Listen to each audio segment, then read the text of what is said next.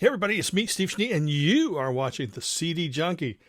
I'm going to have to do this again because a lot of people are not listening when I speak about the musical genius of Ian McNabb. This is a Liverpudlian guitar, multi-instrumentalist, let's say, singer, songwriter, who came to our attention 41 years ago, maybe even 42 in the UK, with his band, The Icicle Works. And he's just finishing up a new album called 65 that'll be out in early 2026. But in between, he has remained, the quality of this guy's music has never dipped. The only time that maybe it's not as good as it has been in the past or is in the future is those blank spaces in between the songs. Those aren't as good as the songs. He has a style that I call McNabbian. And musically, it's like he was born under the shadows of Lennon and Neil Young. And I'm talking John Lennon, not Julian Lennon. He has the tough swagger of Neil Young, that I don't give a fuck attitude. Then he has the I don't give a fuck attitude of Lennon, but he manages to mix the American side of rock and roll that Neil is so perfect at. And then he has that strictly British upbringing, rock and roll roots that Lennon possessed. But there's a lot more in there too. You're going to hear on some of the riffing, you're going to hear maybe Black Sabbath, or you're going to hear some softer, gentler folk. You're going to hear some alternative rock. You're going to hear some post-punk. Every Ian McNabb album, while there's a certain core that links them all, they are still very different from each other. The minute that voice pops up, and he still sounds great. And the songs are, in fact, I would say, I love that first Icicle Works album. In fact, the song Birds Fly, Whisper to a Scream, or Whisper to a Scream, Birds Fly, or Birds Fly, depends on which album you got it on. That song there is, I consider, one of the greatest songs of the 80s. But it's also just a great song. It's it'll pop into your head, 20 years after the last time you listened to it, or 15 minutes. It's one of those things you listen to over and over again. Love is a Wonderful Color. He had a hit in the UK, or they had a hit with the UK in that. And that's just from their debut album. But with each album, there's been songs like Understanding Jane that got played a lot here in the US on the radio. And when Icicle Works split, their final album was Permanent Damage in 1990. And I state, and I hope this doesn't upset anybody, but that's kind of the first Ian McNabb solo album in all but name, because the two Chris's had left the band. So we had two great new musicians, but it sounded closer to more of a great Ian McNabb rock album. And then, he put out his first official solo album in 93, and he's been putting out albums. He puts out regular albums, plus, through his website, which is www.ianmcnabb.com. He puts out occasionally compilations of like outtakes, rarities, alternate versions, demos, that kind of thing. Shows you sort of almost a behind-the-scenes look at the album, or an alternate take on the album that he's just released. Now, he's been putting out stuff independently since maybe the late 90s, early 2000s. And every one of them is magical, and he'll get on a certain kick. Let's say he's at home and he's listening to T-Rex and Slade and, bands like that. Well, then all of a sudden you're going to notice on some of the songs on, this album he's put out, he's got the Neil Young swagger, but he's also got that type thing. What was that? You'll find on a T-Rex record, or he'll have this, anthemic chord change that you usually find on a Slade album. But that's all part of what Ian McNabb is. He's very unique. Like I said, when you listen to Ian McNabb, you say, like, wow, yeah, this guy writes great songs. And you can feel the influences more than you can hear them sometimes. Of course, he's from Liverpool, so he has that Beatles influence. Like I said, he's got American rock influences. Look, I'm not going to knock any band out there, but I can assure you that if you're into sort of a homegrown DIY, but not lo-fi, I mean, he is anything but lo-fi. I mean, he's loud, and he's got these hooks that, sometimes you have to open the windows because these hooks just crowd the room so much that you can't breathe. They're so massive and so amazing. So you just have to open the window and let them out. And you know what? That's great because you let other people hear them too. And what he does is he just takes his influences. He doesn't wear them on his sleeve. He shoves them in his pipe and he smokes them. And they come out in weird, beautiful, and wonderful ways. I can be listening to a song for 30 years, and then just one day I'll hear this little part of a lick that I didn't hear, and I go, "Oh my God, that's Day Tripper backwards," or something like that. I'm not saying he does that, but that's the kind of thing that pops in your head, and you go, "I didn't notice that because it was so distinctly McNabbian." And about a year ago, maybe, I did a video that was going to be part one, where I was going to showcase the Icicle Works. Then I was going to focus on Ian's solo career. Then he put out an album in 2025, and that was called If It Wasn't for the Music, which is incredible. It's probably my favorite Ian McNab album in 25 years. And this is after a string of great albums. I mean, what kind of artist does that? What kind of artist can you listen to in 1984, 85, 86, 87 and go, "This guy's great," and then put on their new record in 2025 and say, "This guy's even better"? Ian McNab is that artist. I mean, there are very few artists out there that have managed to maintain this kind of quality. I believe that John Watts from Fisher's Ed, and I believe artists like OMD are still putting out great records that are right up there with their early albums. Now, there's bigger breaks in OMDs. I believe China Crisis, same thing. They're putting out albums that are fantastic. Not a lot of artists are doing that. Ian McNab is just, he when you talk about Ian McNab's contemporaries, you have to talk about what year, because he has been here for 41 years and he's still cranking out top quality music. Now, I told you that I did a video where I focused just on the Icicle Works, and I was going to do one that was going to focus on his solo career, but I let that get away from me because life, and I've been meaning to get back to it, and I decided I'm going to get back to it. But then, oh my gosh, I have to make a medley, because I love to make a medley to introduce you to new music so you can hear it. And then I thought, well, why don't I show you the albums? And I put together a little video here where I just go through the albums. I don't really go in depth, but I show you his catalog. And I know I've already showed you the Icicle Works, but so I do that in just 10, 15 seconds at the beginning or something. And then I just go through his catalog and I just tell you the name of the album, show you the cover, tell you what year it came out, blah, blah, blah.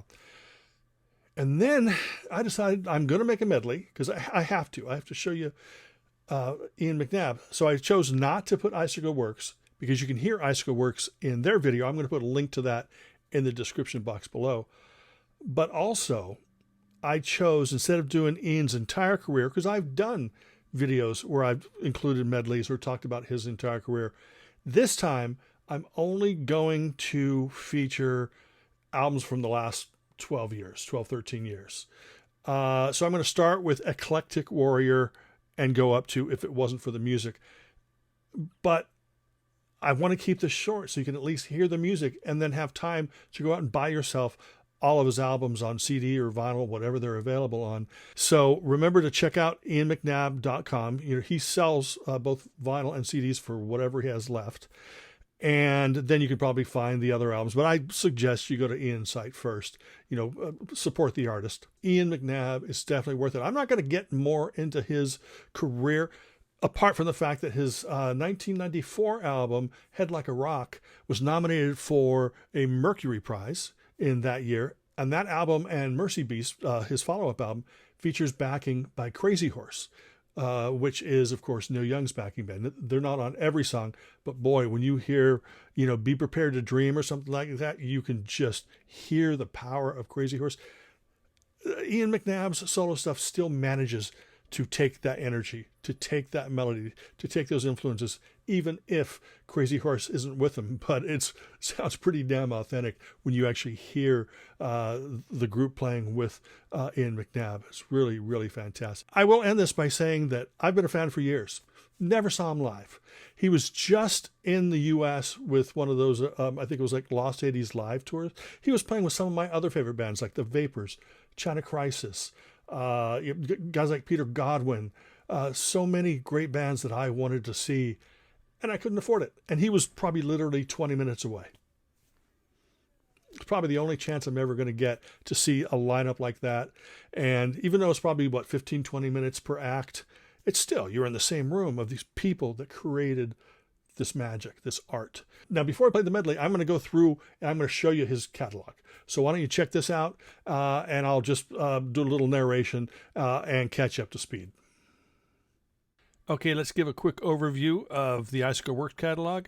1984 debut album. This is the box set version. 3 CDs with lots of bonus material. Here's the American version of the album. Here is The Small Price of a Bicycle from 85, If You Want to Defeat Your Enemy from 87, Blind from 88, and Permanent Damage from 1990. Now let's get into the solo stuff. Truth and Beauty from 1993. This is the expanded edition. The Mercury Prize nominated Head Like a Rock from 1994. Again, 2 CD expanded edition. Mercy Beast from 1996. I believe there's some kind of expanded edition, but I don't own it. Next one, A Party Political Broadcast on Behalf of the Emotional Party, 1998. And then there is Live at Life from 2000, and that is a live album.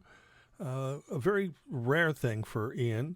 The self-titled album from 2001, that's one of my absolute favorites, out of a bunch of absolute favorites. Then you've got Waifs and Strays, which is a collection of rarities, unreleased, alternates, all that kind of stuff. Just sort of a clean out the vaults type thing. The Gentleman Adventurer came out in 2002.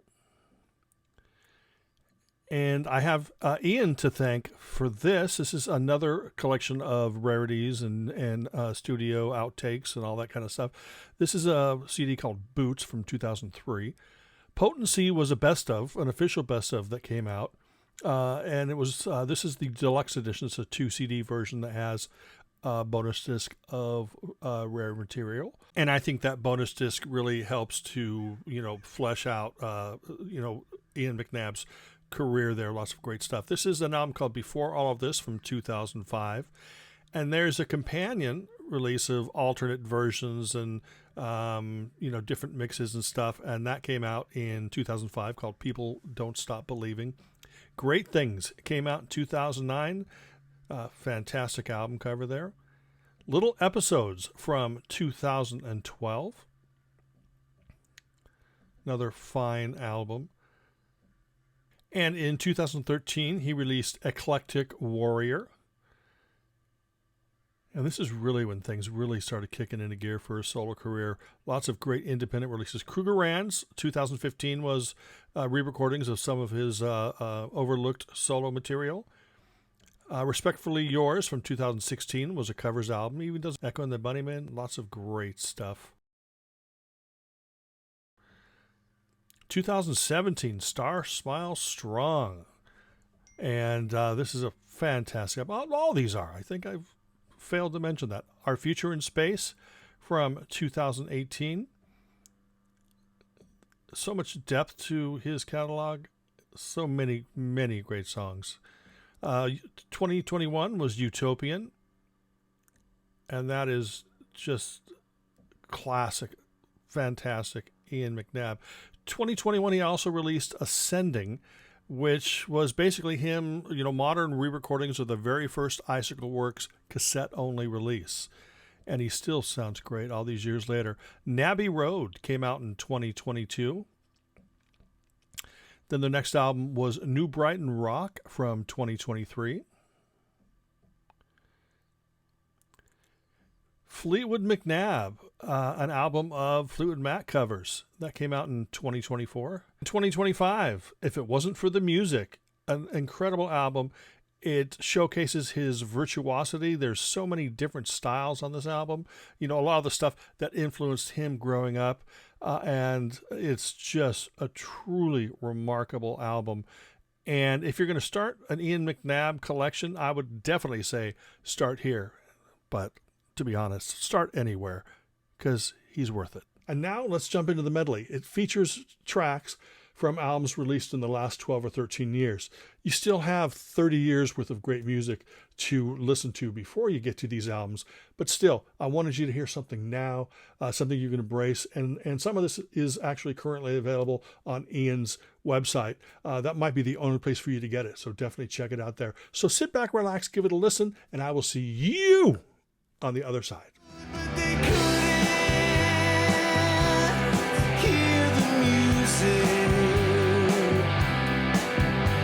They couldn't hear the sound. They couldn't hear the music. They couldn't turn around. In the moment of my madness, in the presence of my shame, I stood before St. Peter, naked and unnamed. Rain that fell like genius, wind that blew so cold. Across the street where angels stood in colors bright and bold.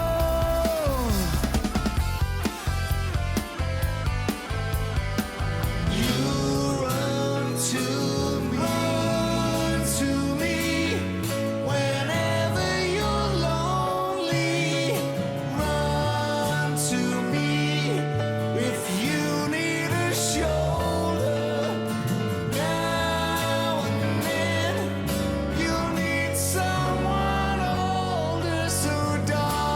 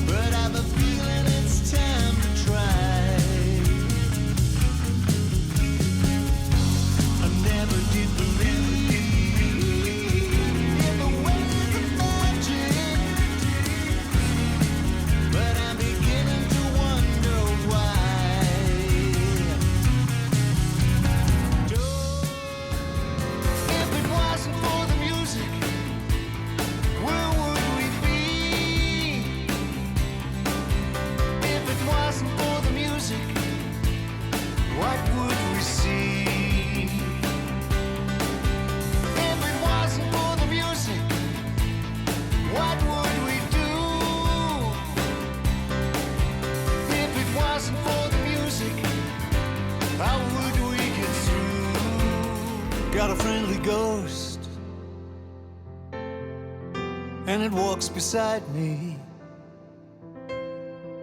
Got a friendly ghost, never far away. Got a friendly ghost, there to remind me what means the most, front and behind me.